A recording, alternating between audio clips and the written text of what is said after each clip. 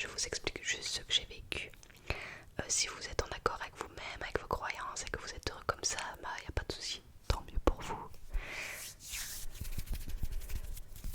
Donc voilà, pas d'incitation à la haine ou de mauvais commentaires s'il vous plaît. Si ça vous plaît pas, il y a une vidéo qui sort demain. Donc soyez juste patient et passez à autre chose. Donc voilà. Pour commencer, je vais vous raconter depuis le début, ce sera plus facile. Désolée mes écouteurs, hop, tape sur le micro. Bon. Ma grand-mère est décédée il y a 5 ans et j'essaie de vous l'expliquer bref et rapide et en même temps complet, donc c'est pas facile dans mes idées, enfin soit. J'ai baissé la lumière de mon ordinateur si en cas ça faisait une lumière bizarre.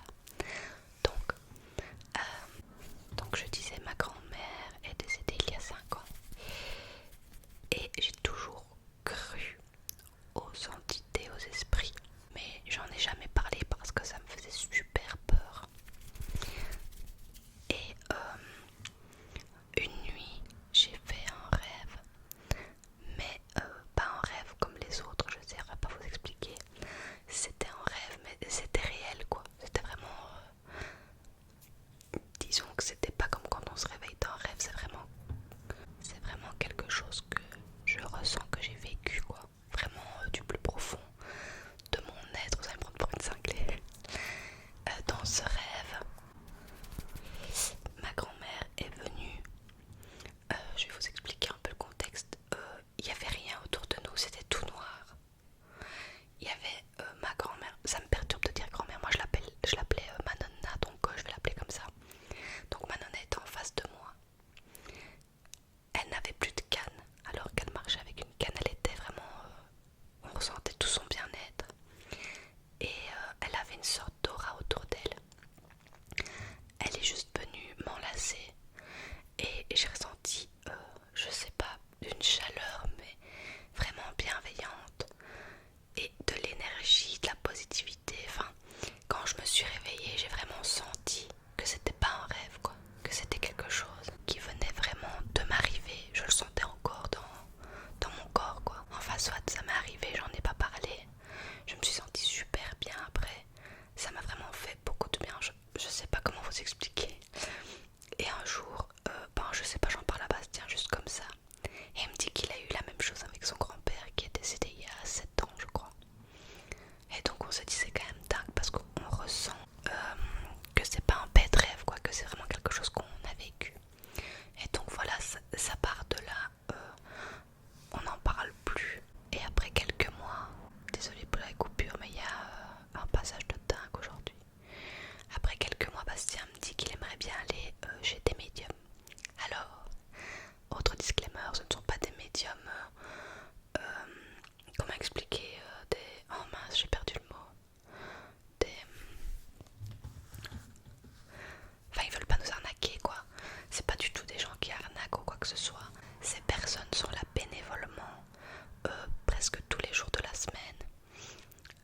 Et si on veut, on peut faire des dons, mais c'est pas du tout obligé et on ne vous juge pas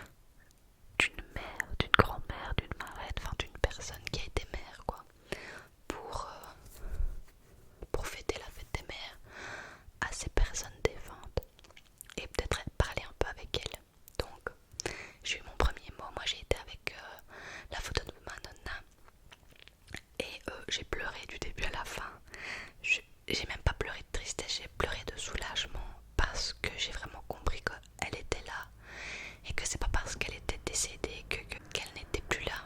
Pour moi, on a le corps et l'âme à l'intérieur. Quand on décède, le corps redevient poussière là comme on dit, mais l'âme et l'esprit est toujours là. Et là, ça me l'a confirmé et j'ai plus peur de tous ces trucs parce que j'étais terrorisée avant. Donc laissez-moi retrouver mon mot. Le 12. Ouais, je crois que c'est celui-là. Alors... Oula, je vois rien avec cette lumière pourrie. Donc on a la date, c'était le 12 mai 2019. Il faut mettre le nom du médium sûrement si en cas vous avez des questions par après parce qu'il y a plusieurs médiums. Ah oui, j'ai pas expliqué la fin en fait. Donc oui, ils font leur prière, ils appellent l'entité et ensuite ils sont sur la photo ou alors ils nous regardent. Mais ils écrivent les mots sans savoir à qui ce sera. Par exemple, moi, elle regardait la photo, elle a écrit tout ce texte et puis ensuite elle a demandé à qui appartenait la photo, donc elle n'a pas pu, on va dire, me juger, me dire ah celle-là elle a l'air dépressive, je vais mettre ce mot-là et inventer des trucs parce qu'elle ne savait pas à qui l'entité voulait parler quoi. Autre disclaimer, pour moi ça ne sert à rien de mettre c'est faux, les mots fonctionnent pour tout le monde, etc. Pas du tout. Bastien a reçu des mots que moi j'aurais rien compris si je les avais reçus. Et inversement, nous on est persuadés que c'est vrai, il faut vraiment y aller pour le croire. Après voilà, chacun ses croyances et si vous êtes heureux comme ça, je pense que chacun fait comme il le sent. Donc, d'abord, il y a une description de l'entité.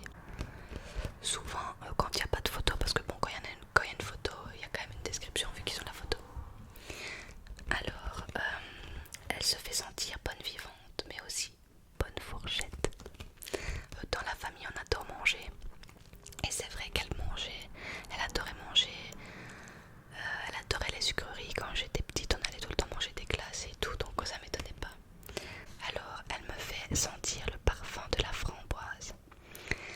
Quand j'étais petite, elle m'achetait du parfum Oily à la framboise. Donc ça, vraiment la première fois quand j'ai entendu ça, je me suis dit mais what. Ensuite, elle dit petit fruit fragile, mais grand par le goût et par la saveur. Alors il faut savoir que Madonna faisait toujours des phrases philosophiques que personne ne comprenait. Et vraiment, quand j'ai eu cette description, je me suis dit ça peut pas être quelqu'un d'autre qu'elle. Si Bastien avait eu un mot comme ça, il aurait pas du tout su qui c'était quoi. Enfin soit. Alors, elle était un peu comme la framboise, fragile mais grande par le cœur, ça c'est vrai. Et donc le message qu'elle m'envoie, qu'elle me dit, elle me fait sentir pour vous comme si vous étiez à l'étroit et pas toujours bien à votre place. Et c'était au moment où on voulait absolument déménager parce qu'on sentait qu'on était vraiment trop à l'étroit dans l'appartement, on n'en pouvait plus, on en avait vraiment marre et on se sentait même trop à l'étroit dans le centre-ville. Enfin surtout moi, parce qu'il y avait vraiment trop de gens, je me sentais oppressée. Ensuite, elle me fait comprendre que vous êtes dans une phase de changement et ou d'évolution. Ce qui est vrai aussi parce que je venais de démissionner et j'étais en train de chercher des clients pour me mettre indépendante graphiste. Donc voilà. L'étroitesse de votre position démontre que vous devez trouver l'espace qui vous correspond le mieux. Ça, c'est le fait qu'on déménage dans une maison 10 fois plus grande que l'appart et que j'ai un bureau pour travailler qui est gigantesque. Ensuite, elle vous demande de croire au changement et surtout en vous, ce que je fais pas toujours. Donc faire un choix, c'est renoncer à certaines choses, mais aussi ouvrir le champ des possibles. Alors ouvre ta voie et je serai là pour te guider. Elle vous prend dans les bras et vous embrasse. Donc vous comprenez bien qu'après avoir reçu ce mot, j'ai pleuré pendant toute la séance, quoi, ça dure 2h30. C'est très perturbant comme truc. Et ce qui est encore plus perturbant, c'est à quel point ça met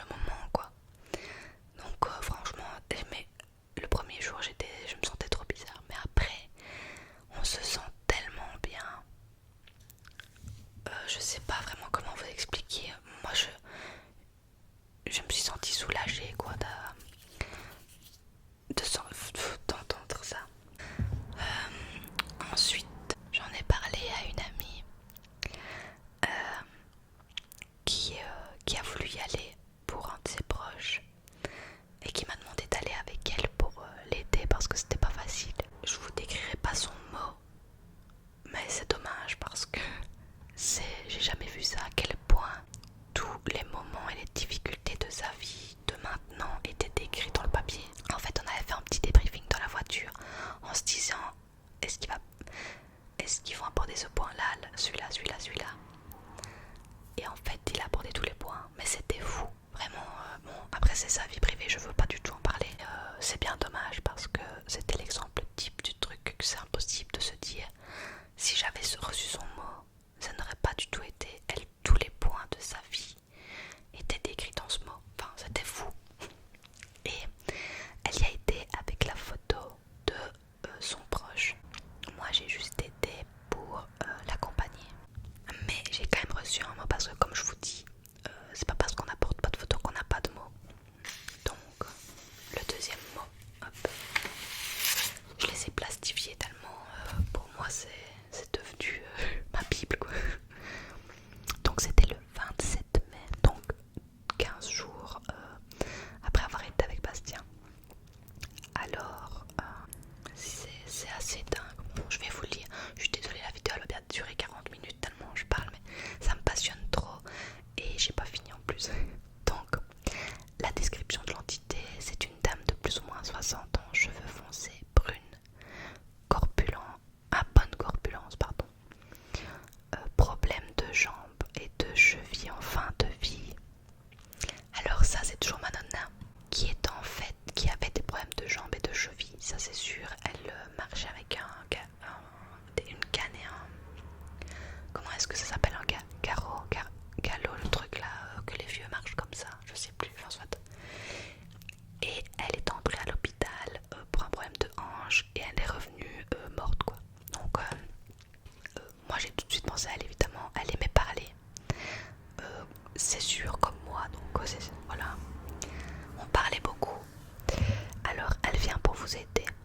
Un choix est à faire. Ah oui, je voulais aussi vous dire, des fois on reçoit le mot et on ne le comprend que quelques mois plus tard. Moi, ce mot, je l'ai compris un petit peu après. Donc je vais vous expliquer. Avec du près du compte, ne pas vous tracasser, mais des choses seront plus claires, vous serez aidé de façon naturelle. Alors à ce moment-là, votre chemin sera assez long.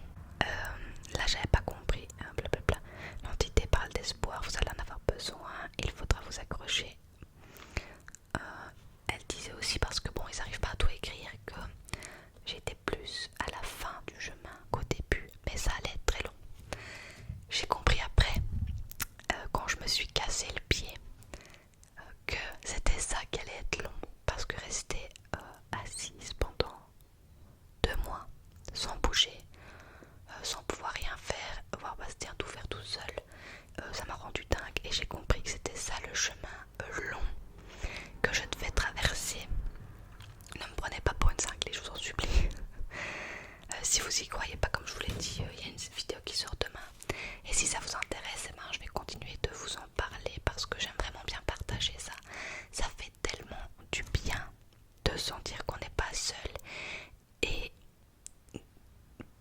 de plus avoir peur de la mort en quelque sorte. De se dire qu'il y a quelque chose après, qu'on est bien et que on peut encore parler avec nos proches s'ils vont voir des médiums, etc. Je trouve ça vraiment bien. C'est vraiment des personnes bienveillantes qui sont là-bas. Donc, vous n'aimez pas changer d'avis, c'est vrai. Vous n'aimez pas vous laisser influencer. Alors, cette phrase, elle m'a tuée. Elle montre quelque chose que vous lisez. Le médium m'a dit, ce n'est pas un livre, c'est une écriture manuscrite. Un texte qu'il faut relire plusieurs fois pour arriver à mieux cerner et mieux comprendre ce qu'il est mis dedans. Alors, c'est pas un livre, mais c'est une écriture manuscrite. Pour moi, c'était le premier mot que j'ai reçu. Donc, je l'ai relu plein de fois. Je sais pas si j'ai décrypté le truc, mais j'essaye. Alors, quand vous avez quelque chose à dire, vous n'allez pas par 4 chemins. Je rigole parce que c'est exactement moi, donc vous n'avez pas toujours raison, mais souvent. Donc Sébastien m'a lu quelques fois la phrase pour m'en rappeler. Elle passe sa main dans votre nuque pour vous apaiser. Elle vous envoie de l'énergie. Elle dit que vous aimez jouer dans l'eau. Ça c'est vrai, toute mon enfance en Italie, quand j'allais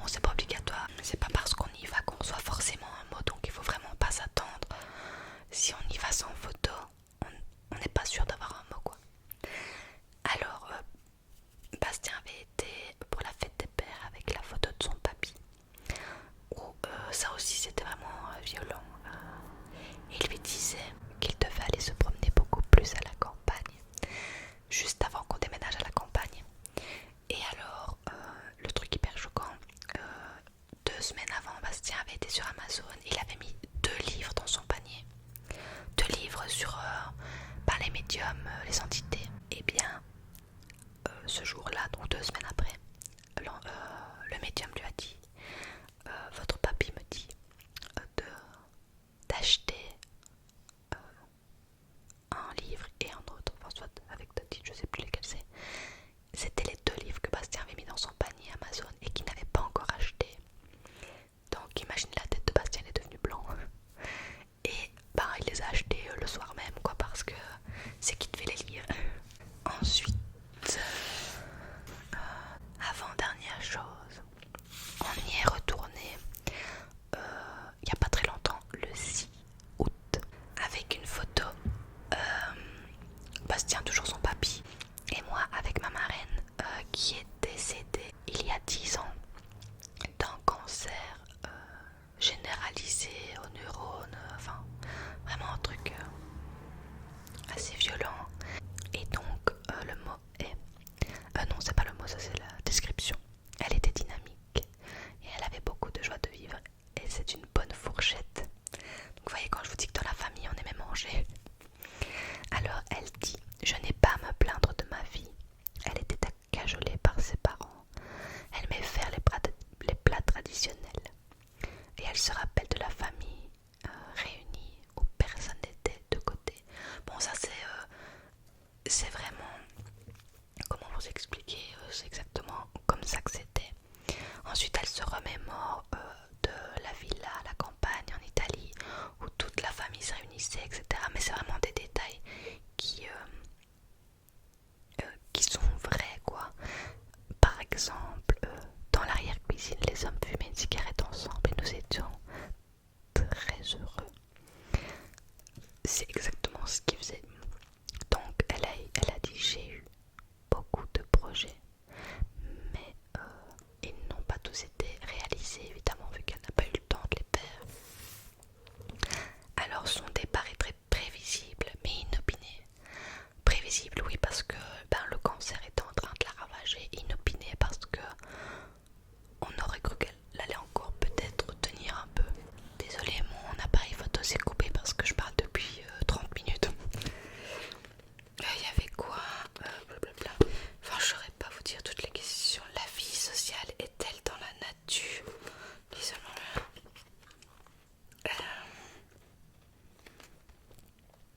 Les esprits peuvent-ils se communiquer si le corps est complètement éveillé? Enfin, c'est plein de questions comme ça sur les esprits, les entités, etc. Donc voilà, je vous montre le livre des esprits d'Alan Kardec. Ce livre date de 1800 et des, mais c'est une sorte de petite bible pour les personnes qui s'intéressent à la spiritualité, etc.